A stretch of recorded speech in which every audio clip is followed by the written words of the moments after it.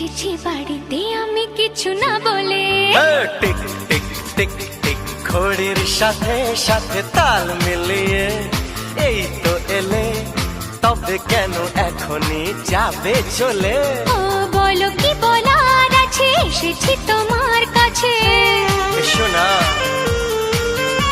আরে বলো কি বলার আছে, এসেছি তোমার কাছে। বোঝো না কেন যে যায় সময় চলে, এসেছি বাড়িতে আমি কিছু না বলে।